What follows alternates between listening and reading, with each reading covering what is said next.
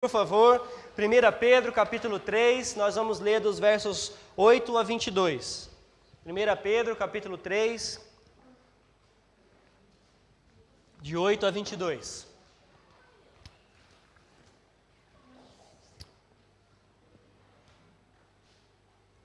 Tá cansada, Camila? É? Então senta, amor. Senta, senão você deita e cai.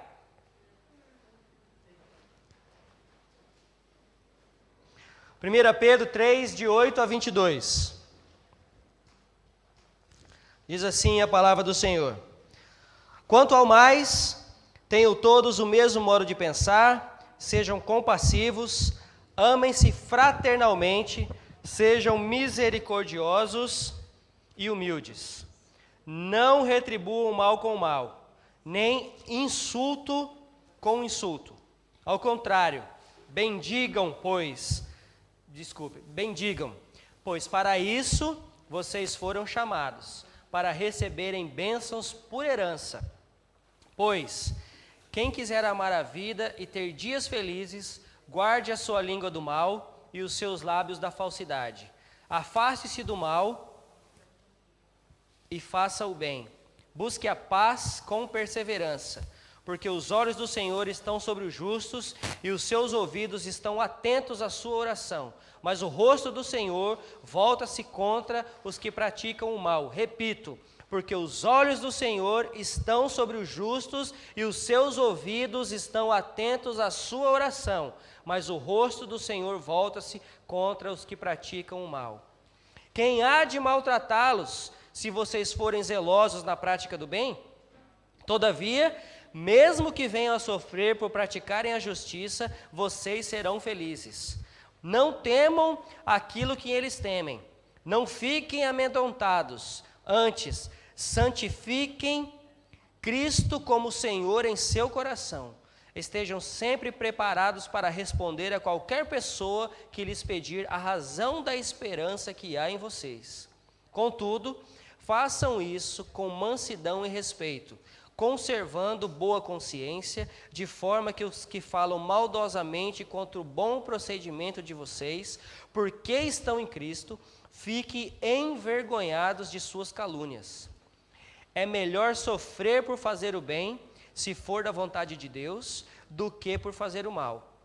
Pois também Cristo sofreu pelos pecados uma vez por todas, o justo pelos injustos, para conduzir-nos a Deus. Ele foi morto no corpo, mas vivificado pelo Espírito, no qual também foi e pregou aos espíritos em prisão, que há muito tempo desobedeceram, quando Deus esperava pacientemente nos dias de Noé, enquanto a arca era construída. Nela, apenas algumas pessoas, a saber, 8, foram salvas por meio da água. Isso é representado pelo batismo, que agora também salva vocês. Não a remoção da sujeira do corpo, mas o compromisso de uma boa consciência diante de Deus, por meio da ressurreição de Jesus Cristo, que subiu aos céus e está à direita de Deus. A Ele estão sujeitos anjos, autoridades e poderes. Amém? Senhor Deus, fala mais uma vez ao nosso coração, Senhor, com o estudo da Tua Palavra, que possamos estar atentos ao que o Senhor tem a nos dizer essa noite, Senhor. Que nada venha tirar a nossa atenção, que nada venha nos distrair, mas que possamos estar com as nossas mentes voltadas para Ti, Senhor, e com o nosso coração pronto para receber a Tua Palavra. Em nome santo de Jesus, nós oramos e agradecemos. Amém. Amém. Ok, então nós demos aí uma pausa, na última semana, por conta do culto especial de Dia dos Pais, e nós retornamos então o estudo na carta de Pedro. Só recapitulando, capítulo 1, o apóstolo Pedro encoraja os irmãos dispersos que permaneçam firmes na fé do Senhor. Eles estavam sendo perseguidos, eles foram dispersos de suas casas, de suas cidades, de seus lares, mas o irmão continua os encorajando. Olha, não desanime, fiquem firmes no Senhor. A partir do verso 13 até o final do verso 10 do capítulo 2, Pedro então começa a mudar um pouco de assunto, exortando aos crentes a exercerem seu chamado celestial. inclusive citando o Antigo Testamento. Aqui no verso 2:16, no capítulo 2, verso 16, ele diz: sejam santos porque eu sou santo. Amém? Então, a partir do verso 11 do capítulo 2 até o verso 7 do capítulo 3, foi onde nós paramos da última vez que estudamos, e infelizmente naquele dia não foi possível gravar o culto, porque houve um problema lá no computador, e infelizmente não deu para dar sequência nos nossos vídeos, mas tudo bem. Então Pedro ele deu continuidade falando sobre o nosso testemunho, sobre o testemunho muito importante que fala de nossos deveres sociais, entre governantes e governados, entre patrões e empregados, desculpe, e dos nossos deveres conjugais, esposo e esposa. Se lembram disso? Ok. Agora então Pedro de novo fecha o assunto. Pedro vai mostrar agora alguns princípios que devem imperar no relacionamento entre os irmãos. Veja bem, se você está acompanhando essa série, você pode até pensar assim: poxa, o pastor está repetitivo nessa série. Porque, na verdade, a gente começa o assunto, parece que terminou o assunto, vai para outro lugar, volta e o assunto está ali de novo. Então, na verdade, eu também até achei isso. Falei, nossa, mas eu estou repetitivo nas coisas. Mas aí, o Espírito Santo falou ao meu coração o seguinte: olha, não é você que está repetitivo. É o que diz a palavra do Senhor. Então, igreja, ouça o que diz o Espírito à igreja. Amém? Aí de manhã tem sido a mesma coisa. De manhã tem sido a mesma coisa. Dois domingos atrás eu preguei sobre a importância de nós não só falarmos ou pregarmos o Evangelho, mas a importância de vivermos o Evangelho. Domingo passado, o Trevor também falou sobre isso. E hoje o pastor Macmillan pregou de manhã e falou exatamente a mesma coisa. Usando passagens diferentes, exemplos diferentes, uma exposição diferente, mas para dizer a mesma coisa. Então, eu acho que Deus provavelmente está querendo falar com a igreja, né? Então vamos lá. Então hoje nós vamos explorar 3 coisas principais. A primeira delas é relacionamento entre os irmãos. Relacionamento entre os irmãos. Os versos 8 a 12, ok? 8 a 12, ó. Quanto ao mais, tenham todos o mesmo modo de pensar. A palavra aqui é unanimidade. Unanimidade, ok? Essa unanimidade aqui não quer dizer que a igreja precisa concordar em tudo, que nós, como irmãos em Cristo, precisamos concordar em tudo. Mas essa palavra unanimidade tem uma importante, um argumento, vamos dizer assim, de que é muito importante que essas opiniões que nós temos diferentes não afetem a essência, que é o Senhor Jesus Cristo. Nós podemos ter opiniões diferentes, mas a essência precisa ser Cristo. Nós podemos ter opiniões diferentes, mas não podemos mudar a palavra de Deus. Nós não podemos usar a palavra de Deus para que eu possa debater a minha opinião, mas tirando a palavra de Deus do contexto. Esse é o problema. Unanimidade diz que o nosso testemunho também é muito importante. A unanimidade não quer dizer que nós temos que ficar que nem robozinho, vivendo igualzinho todo mundo, fazendo todo mundo igualzinho. Na verdade, seria um tanto quanto difícil, né? Já pensou se todo mundo fosse igual? Já pensou se todo mundo falasse igual? Já pensou se todo mundo agisse igual? Seria até difícil. Então, não é isso que essa palavra unanimidade está dizendo. A palavra traz a ideia de cooperação em meio à adversidade. Olha só. Nós precisamos ser unânimes no sentido de cooperar uns com os outros em meio à adversidade. Nós podemos discordar sobre alguns assuntos, mas a essência e a nossa motivação precisa ser a mesma, que é Jesus Cristo, o nosso Senhor e Salvador. Essa não pode mudar. A nossa motivação de estar aqui não pode ser outra a não ser essa. A nossa motivação de estarmos na igreja do Senhor, congregando com os irmãos, não pode ser outra. A nossa motivação de servir na igreja não pode ser outra. A nossa motivação de estar aqui pregando não pode ser outra. A motivação do ministério de louvor, mesmo que desfalcado, não pode ser outra. Porque, como foi dito, eles estão aqui para louvar o Senhor. E glórias a Deus porque eles estão aqui. E glórias a Deus porque vocês estão aqui. Eu já sabia que muitas pessoas não viriam hoje à igreja, uns porque estão doentes, outros porque estão fora, outros porque não vão chegar, outros porque estão trabalhando. Mas amém, a minha motivação não pode ser essa. A minha motivação não pode ser pregar para a igreja cheia. A minha motivação tem que ser pregar o Evangelho de Cristo. Tem que ser pregar a palavra do Senhor. A minha motivação é Cristo. Amém? Nós precisamos ter isso em mente. Por algum tempo, alguns anos atrás, isso me incomodava. Mas eu tive que aprender a duras penas. Eu espero que você também aprenda. Que a nossa motivação precisa estar em Cristo Jesus somente. Lembre-se, nós somos um corpo. Nós somos um corpo com diferentes membros. Amém? Os membros do corpo, eles não competem uns com os outros.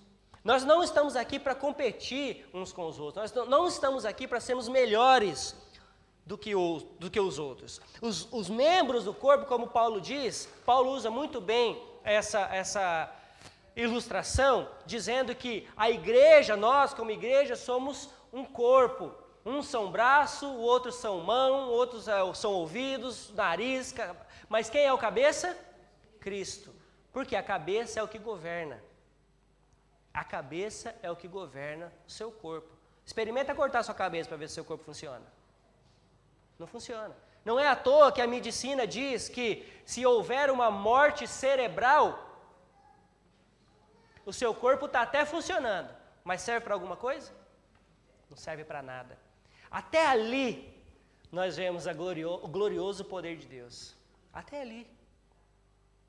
Não é à toa que a Bíblia diz que o Cristo é a cabeça da igreja, porque Ele quem governa, Ele dá direção, Ele te faz pensar, Ele que o leva a adorá-lo. É Ele é o responsável pelo corpo, que somos nós. E nós não estamos aqui competindo uns com os outros. Na verdade, nós estamos aqui para cooperar uns com os outros. O meu braço coopera com a minha mão. Imagine se tivesse só o ombro e a mão aqui embaixo. O que ia adiantar?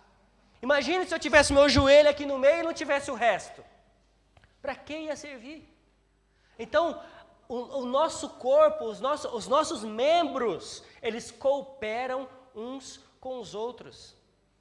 Sabe o que acontece quando existe uma falência múltipla dos órgãos? O que acontece quando existe... Por que existe a falência múltipla? Já ouviram falar dessa morte? Falência múltipla dos órgãos? Porque um órgão começa a competir com o outro. Porque um órgão está falhando. E porque esse órgão está falhando, o outro começa a exigir demais do organismo. Aí esse falha e o outro falha também. E consequentemente o coração para, porque ele não aguenta. Falência múltipla dos órgãos. E na igreja, a falência múltipla dos órgãos acontece quando os irmãos começam a competir uns com os outros. Um querendo ser melhor que o outro, um querendo vestir a roupa melhor do que o outro, um querendo cantar melhor que o outro querendo servir melhor que o outro. Quando a nossa motivação precisa ser cooperar em unanimidade, trabalharmos juntos para o crescimento da obra e para a propagação do Evangelho. Esse é o nosso foco. Amém? Então nós precisamos ter essa convicção.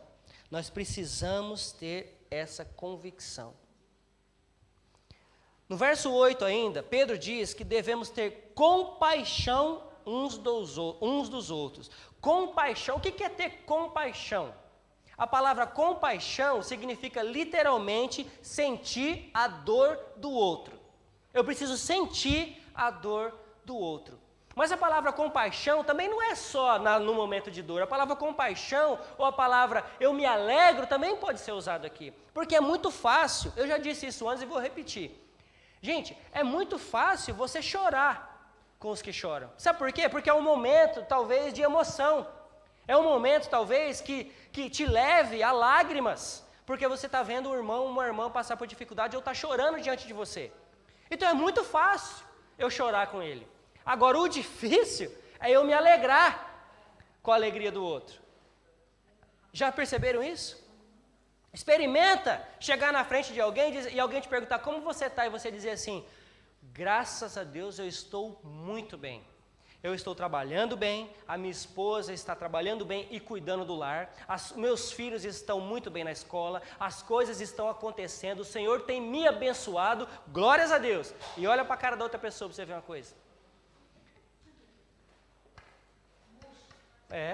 Pois é. Olha no olho, no fundo assim. Se for irmão de verdade que torce e ora por você, vai dizer glória a Deus e vai te dar um abraço e fala, nossa, como eu fico feliz por você. Agora tem alguns que vão falar, legal, e vão virar as costas e vão falar, prepotente. É verdade isso ou não? É a mais pura verdade, é a mais pura verdade. É esse sentido de unanimidade que está falando aqui na igreja, é essa unanimidade, é esse tipo de compaixão que precisa existir. Romanos 12:15 nos ensina que devemos nos alegrar com os que se alegram e chorar com os que choram. Nos alegrar com os que se alegram no Senhor e chorar com os que choram. Não é só chorar com os que choram, é nos alegrar com os que se alegram. 1 Coríntios 12:26 diz, quando um membro sofre, todos os membros sofrem com ele. Quando um membro é honrado, todos se alegram com ele. Quando um membro sofre, todos sofrem. Quando um membro se alegra, todos se alegram. É assim que deve ser, é assim que precisa ser. Verso 8, voltando. Amem-se fraternalmente. De novo o amor fraternal aparecendo aqui. O amor fraternal é o amor daquela palavrinha grega. Amor fraternal de Filadélfia. Filéu, ou filos, né? Mas é o filéu, exatamente. É de novo aparecendo aqui, apareceu no começo e aparece de novo. Amem-se fraternalmente. O mesmo amor descreve, esse amor que Pedro diz que nós temos que ter pelos irmãos em Cristo, é o mesmo amor descrito que é o que nós devemos ter pelo irmão de sangue. É exatamente o mesmo amor. É exatamente esse amor, do mesmo jeito, ou seja, ele está dizendo, olha, da mesma maneira que você ama o seu irmão de sangue, que é filho do mesmo pai e da mesma mãe, você tem que amar esse seu irmão e essa sua irmã, que são adotados junto com você por causa de Jesus. Vocês fazem parte da mesma família em Cristo. Então nós precisamos amar de forma fraternal. E aí, ainda no verso 8, diz que nós devemos ser misericordiosos e humildes. Misericórdia é o que Deus demonstrou por nós, mesmo sem merecermos. Isso é misericórdia. Misericórdia não é você fazer algo por alguém só se ele ou ela merecer. Misericórdia é você amar ou fazer algo por ele ou por ela, mesmo sem merecer. Isso é misericórdia. Porque Deus fez por nós através de Cristo, mesmo sem merecermos. Então isso é misericórdia. Humildade é considerar o outro acima de você mesmo. Humildade é considerar o outro acima de você mesmo. Amém? Verso 9. Os crentes dispersos na Ásia Menor estavam sendo perseguidos e maltratados. Perseguidos e maltratados. Pedro lembra aqui dos ensinamentos do Senhor Jesus em Mateus 5,44. Amai vossos inimigos e orai pelos que vos perseguem. Como é difícil fazer isso. Já é difícil orar por aqueles que nós amamos. Imagine por aqueles que nos perseguem, pelos nossos inimigos. Como é difícil fazer isso. Por que nós temos que fazer isso? Por que nós temos que fazer isso? Verso 9 nos responde, para recebermos bênção por herança. Recebermos bênção por herança. Gente, já falei e repito, sofrimento e perseguição fazem parte da vida do crente. Sofrimento e perseguição fazem parte da vida do crente. Mas nós somos chamados para enfrentar essas coisas. Amém?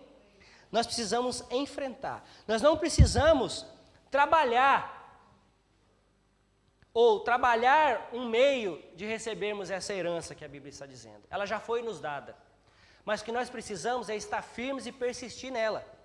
Nós não podemos esmorecer. Essa herança já nos foi dada. Não foi? Através de quem? Através de Cristo. Então, uma vez que você tem Cristo na sua vida, essa herança já te foi dada. Agora, Pedro está dizendo, mas você não pode perder o foco dela. Porque muitas vezes nós saímos um pouco dos trilhos e perdemos o foco dessa herança. É isso que não pode acontecer. Nós precisamos estar com os olhos fitos no Senhor. Verso 10.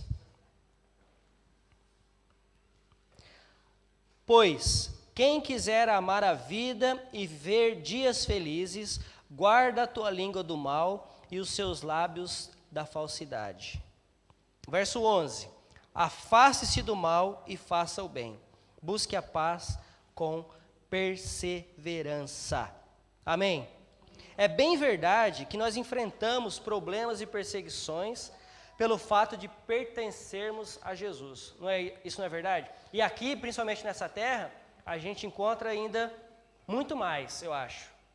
Você já passou por algum problema assim? Você já passou por algum tipo de discriminação porque você é crente? Eu já passei por isso e foi muito constrangedor. Eu estava um dia num banco, fazendo uma aplicação, e até então eu estava sendo muito bem tratado. Eu já sou cliente do banco, eu estava fazendo uma aplicação lá, e até então, de onde você é? Eu sou do Brasil, hello, obrigado, e tudo legal até então. Você é casado, tem filhos, onde você mora, por que você veio para cá? A conversa estava indo muito bem, até a moça perguntar a minha profissão. Quando ela perguntou a minha profissão, eu falei, eu sou pastor.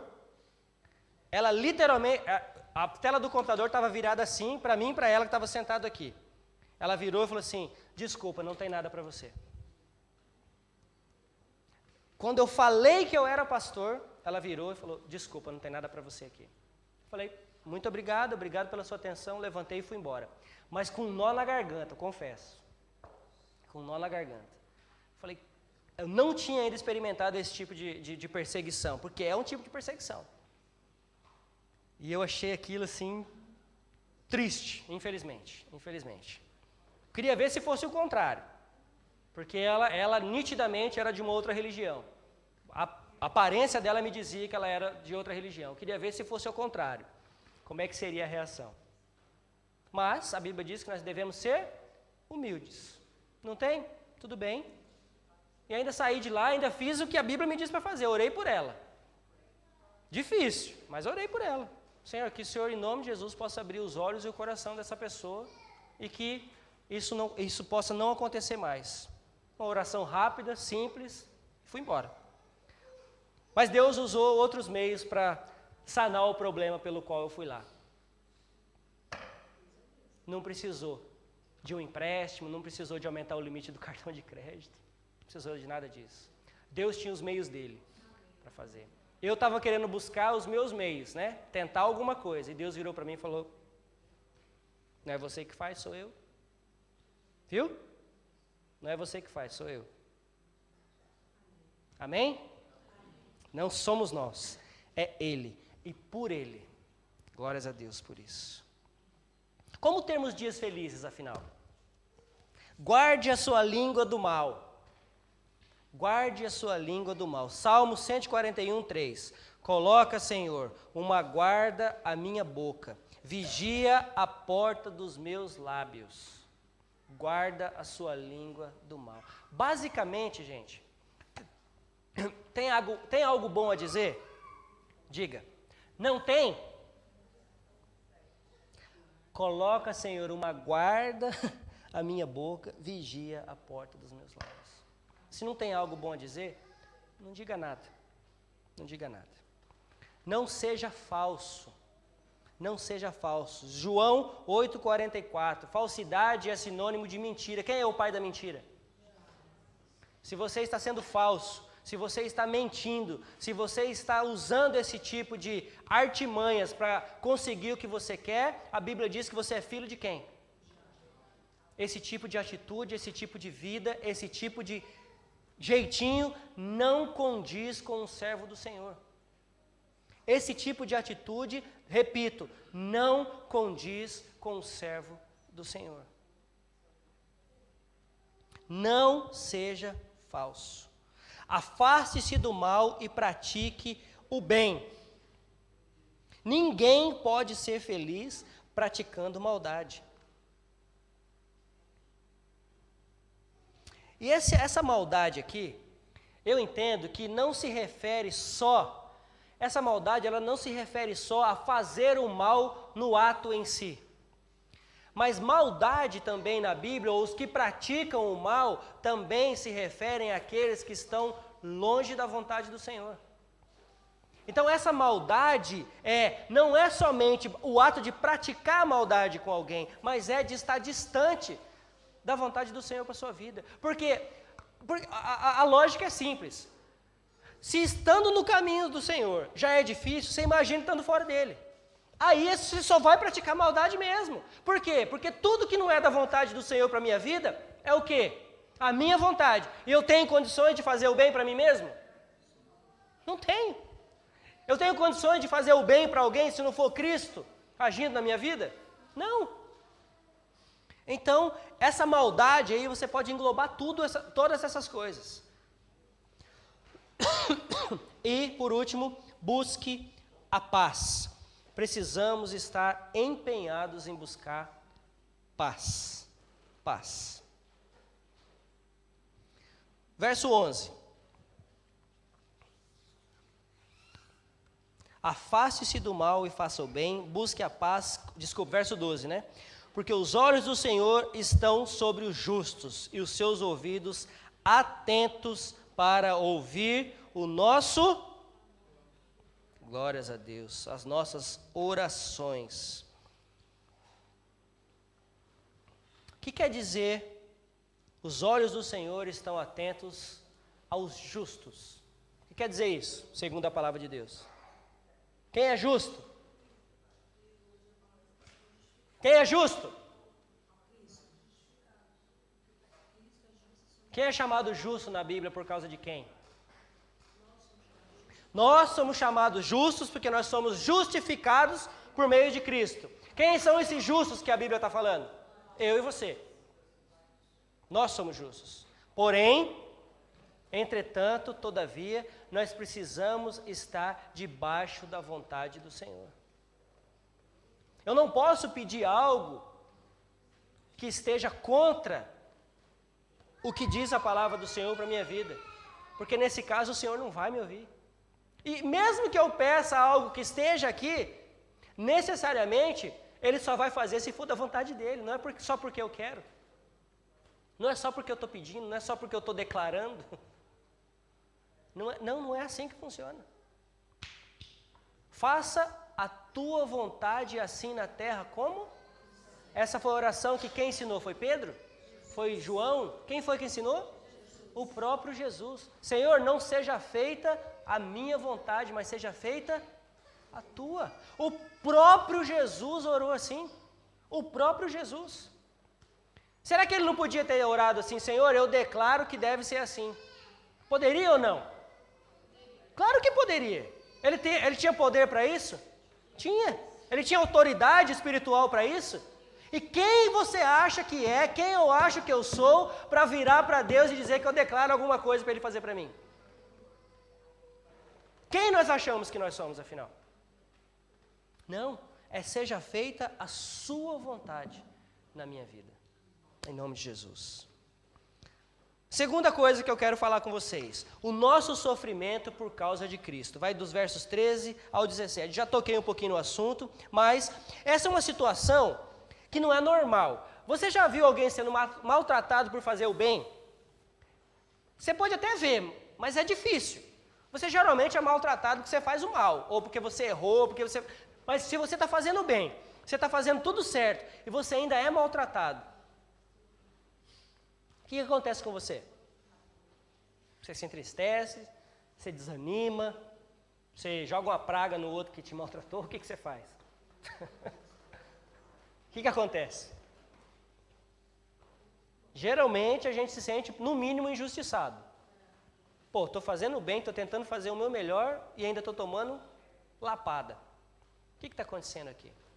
Se você é crente no Senhor, já entenda que é justamente por isso.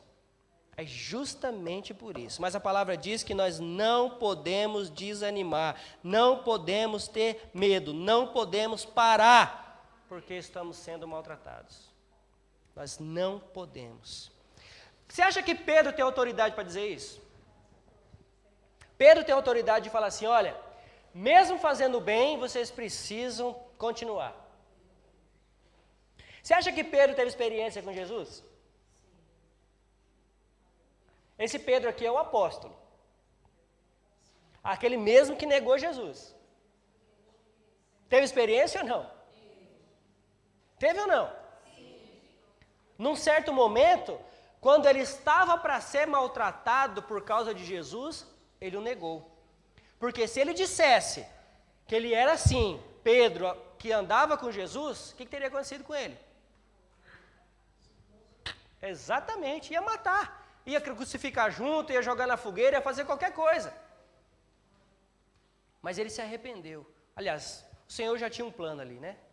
E aí o Senhor vai lá e restaura Pedro. Restaurou Pedro. E agora diz para Pedro assim, agora eu vou te usar para ajudar na edificação da minha igreja. E aí Pedro começa, depois da ressurreição do Senhor Jesus, aí desce o Espírito Santo. Quem foi o primeiro que bateu no peito e foi pregar em praça pública? Pedro. Foi maltratado, foi injustiçado, foi injuriado. Mas o que ele falou? O que ele disse? O que ele disse? Esse Jesus aí, olha ele está apontando para aqueles que prenderam Jesus. Esse Jesus aí que vocês crucificaram, ele é Senhor e Cristo. Olha a ousadia desse homem. Depois disso, voltando lá para Atos dos Apóstolos, vamos contar, relembrar a história. Está pregando em praça pública, o que acontece com Pedro? Vai preso. Qual é a ordem, pastor? Não é para quê? Não deixe de falar desse evangelho. Aí o outro que prendeu fala o que para ele? Não é para pregar mais acerca de Jesus. Quem que Pedro obedece? Quem chamou ele. Quem chamou ele. Quem morreu por ele. Quem restaurou ele, quem perdoou ele daquele pecado horrível de negar o próprio Senhor Jesus, mas que restaurou. E o fortificou. E o deu poder para que ele pudesse fazer aquilo. Isso, a mesma coisa Cristo fez comigo e com você. Então nós não podemos esmorecer. Não podemos esmorecer. Um dos exemplos assim, vocês sabem que eu estou estudando e a gente estuda bastante história da igreja. O pastor Kleber também gosta bastante disso, mas um dos exemplos assim que eu acho fantástico e uma frase fantástica que marcou foi o exemplo de Policarpo. Lembra-se quem era Policarpo? Era o pastor da igreja onde? Vocês lembram dele, não? Pastor da igreja em Esmirna. Ele foi preso justamente por causa da sua fé. Justamente por causa da sua fé. Só porque era crente. Ele não foi preso porque estava causando desordem. Ele não foi preso porque estava fazendo bagunça na rua. Ele foi preso só por causa da sua fé. Porque ele se negou a adorar o imperador. Ele só disse, eu não me prostro diante de... Quem que era o imperador na época? César. Eu não me prostro diante de César, eu só me prostro diante do Senhor Jesus. Ele estava fazendo mal? Não, ele estava fazendo bem. E ele foi preso. E aí lá o procônsul romano disse para ele, Policarpo, você quer ficar livre? Quer ser liberto? Provavelmente ele deve ter dito, claro que eu quero. Claro que eu quero. Então, só isso. Nega esse Jesus aí. Eu estou parafraseando, tá bom? Nega esse Jesus que eu te liberto. Olha só a barganha. Olha a barganha aqui. Eu vou poupar a sua vida. Você não vai precisar morrer. Nega esse Jesus, adora César. Está tudo bem. Olha a resposta de Policarpo. Há 86 anos tenho servido a Cristo. E ele jamais me desamparou. Como posso agora blasfemar contra meu Rei e Salvador? O que aconteceu com Policarpo? Queimado vivo. E diz ainda a história, os historiadores dizem que as chamas não o consumiram. As chamas não o consumiram. Glórias a Deus. Glórias a Deus. Que nós possamos ter essa fé de Policarpo. Isso não quer dizer que todos nós vamos ser jogados numa fogueira. Mas isso quer dizer que nós precisamos ter essa mesma atitude diante das dificuldades.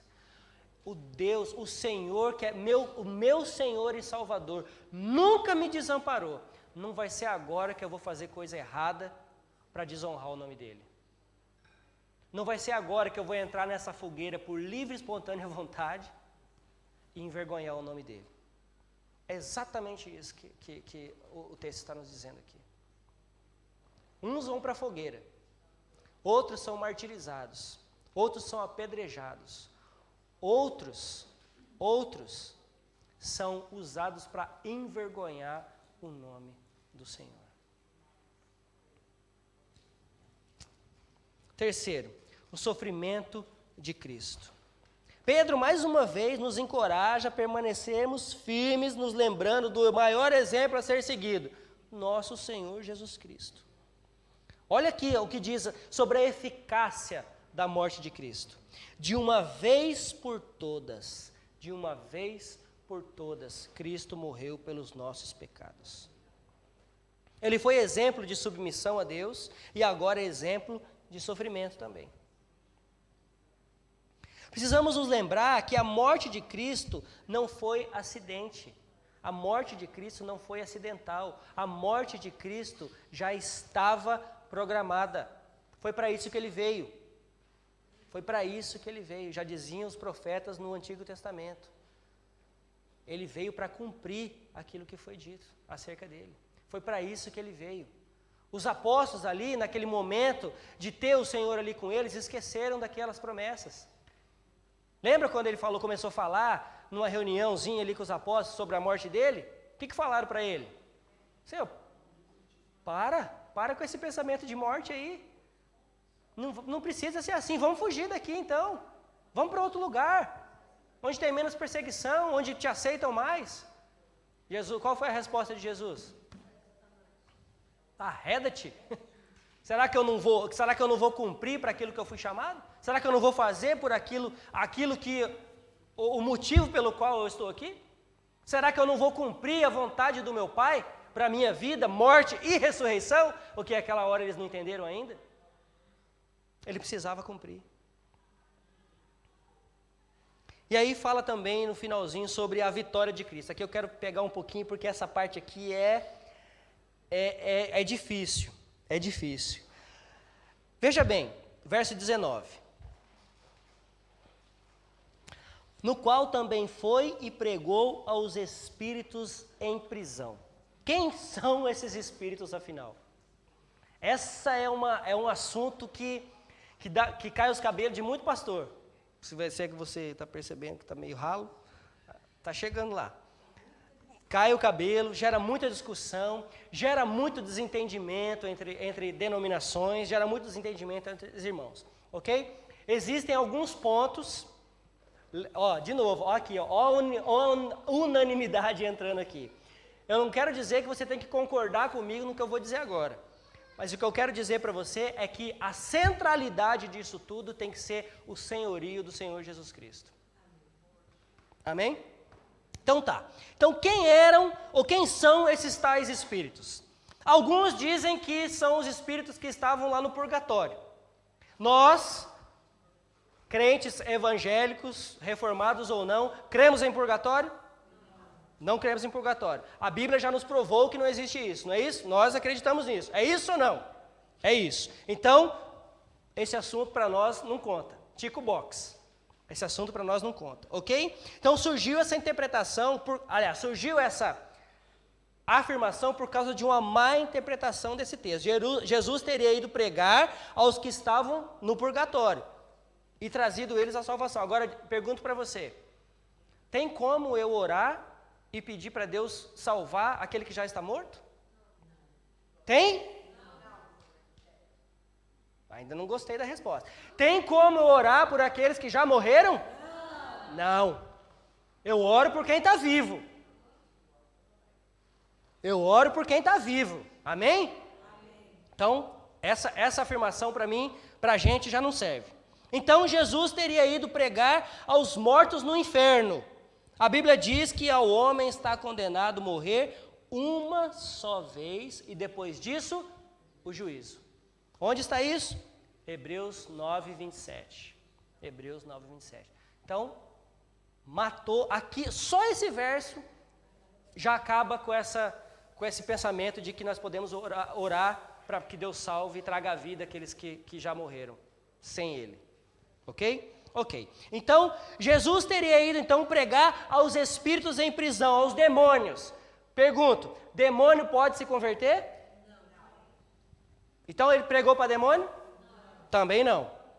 Então, não podemos concordar com isso. Então, aí eu prefiro concordar com os estudiosos mais recentes, que dizem o seguinte, que essa palavra foi pregar, que significa também proclamar. Jesus foi proclamar a sua vitória sobre a morte, proclamar a sua vitória na cruz do Calvário, para então ressuscitar dos mortos. Glórias a Deus por isso. Eu prefiro crer nisso. Amém?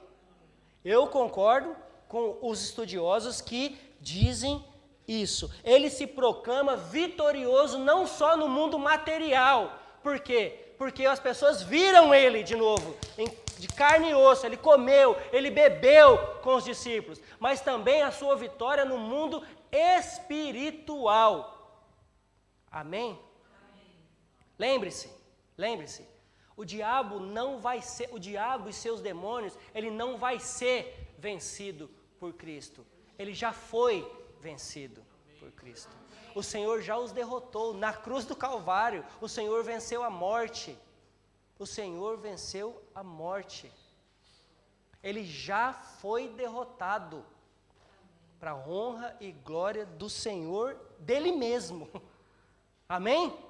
Então eu prefiro ficar com esse posicionamento. Espero que vocês sejam unânimes comigo. Amém? Ok, então vamos lá. Aí então Jesus se proclama então vitorioso. Quando ele ressuscita, ele está de novo com os seus discípulos. E o que ele faz? O que Jesus faz quando ele retorna e fica de novo ali no meio daquelas pessoas durante cerca de 40 dias? O que Jesus está fazendo ali? O que Jesus está fazendo ali? Ensinando. Quem é o nosso maior exemplo? Você não acha que os discípulos devem ter perguntado? Não tem na Bíblia. Mas se você é um discípulo de Jesus, claro que você está regozijando porque você viu o Senhor ressurreto. Mas talvez não passaria pela sua cabeça, nossa cabeça talvez finita e carnal. Senhor, mas afinal de contas, para que passar por tudo aquilo? Para que tanto sofrimento? Não passaria pela sua cabeça? E aí Jesus vira e fala, por você, cabeção. Por você.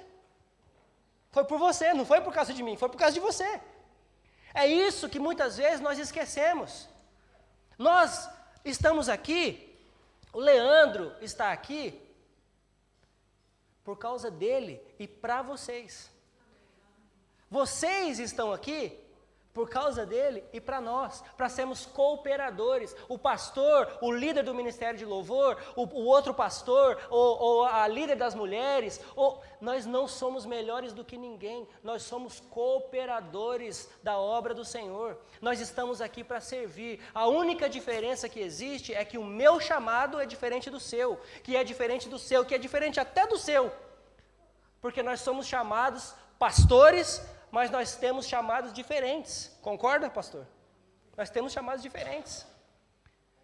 Então, amigos, nós somos cooperadores. De novo, eu repito, unanimidade quer dizer cooperação. O meu organismo precisa estar unânime. Os meus órgãos precisam estar cooperando. Os meus membros precisam estar cooperando. Até para andar, eles cooperam. Uma perna só dá o passo depois da outra. Experimenta andar assim para você ver se você consegue. Você não consegue. Um passo só vem depois do outro. Isso é cooperação. Os seus braços naturalmente balançam conforme você anda. Experimenta andar assim, que bonito que fica. Não dá, você está amarrado. E é assim que a igreja fica. Quando um quer andar, mas o outro não quer cooperar, eu fico amarrado. Quando um quer dar um passo e o outro fica segurando, não vai. Quando o meu olho quer vir para cá e o outro quer ir para lá. Aí você fica com um olho no peixe e outro no gato. Né? Não dá. Eu estou usando essa ilustração do organismo, do corpo, justamente para chamar a sua atenção. Não dá para ser assim. Nós precisamos estar com os olhos no mesmo lugar. Nós precisamos estar com a mente transformada no mesmo lugar. Nós precisamos estar com os corações voltados no mesmo lugar. Para onde? Cristo, para Cristo. Somente a Ele toda a honra, toda a glória, todo o louvor, toda a adoração àquele que está acima de tudo e de todos.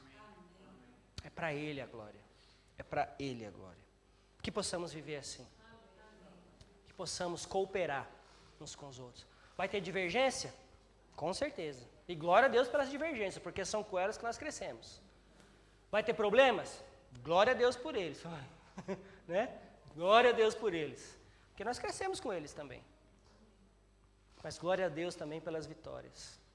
Glórias a Deus porque o coração, os ouvidos do Senhor estão atentos à oração do justo. Talvez não é do jeito que você está querendo, mas você pode ter certeza que todas as coisas cooperam para o bem daquele que amam a Deus. Todas as coisas. Talvez essa cooperação, talvez essa coisa não seja bem o que está aqui, mas você pode ter certeza que é para o seu bem. Você pode ter certeza absoluta que é para o seu bem. Que nós possamos ter isso em mente. Não só em mente, mas também no coração. Eles trabalham junto, lembra? Se aqui parar, aqui só... Na verdade, isso aqui só é um músculo. Vocês sabiam disso, né? Isso aqui é um músculo, é uma bombinha que fica ali bombando sangue. Imprescindível, com certeza. Se parar, parou, amigo, acabou. Agora aqui é que manda. É o cabeça que manda. É o Senhor Jesus. É aqui, é daqui que vem a conversão, não é daqui. É daqui. É por isso que Paulo diz que nós precisamos ter mentes transformadas e não coração transformado. É mente transformada. Já pegando esse gancho aqui para falar, olha, é o Senhor que é o cabeça. É a sua mente que precisa estar transformada. Tira a sua mente desse mundo aqui e transforme. Deixa que o Senhor transforme ela para que você possa experimentar a boa, perfeita e agradável vontade de quem? Do Senhor. Do Senhor. Que nós possamos ter isso em mente. Em nome de Jesus. Que nós possamos crescer para a honra e glória do Senhor. E que nós possamos cooperar uns com os outros para o crescimento saudável da igreja. Alguma coisa te diz a respeito a alguma coisa? Lembra de alguma coisa aí? Crescimento saudável da igreja? É para isso que estamos aqui. Para crescer espiritualmente. Para sermos trabalhados pelo poder de Deus nas nossas vidas. E para sermos lapidados uns pelos outros. Às vezes sai faísca, né? Às vezes sai faísca quando rela. Mas é assim mesmo, Deus está lapidando. Deus está lapidando. Perfeição só vai ser só na glória. Glórias a Deus. Vamos orar. Vamos levantar e orar?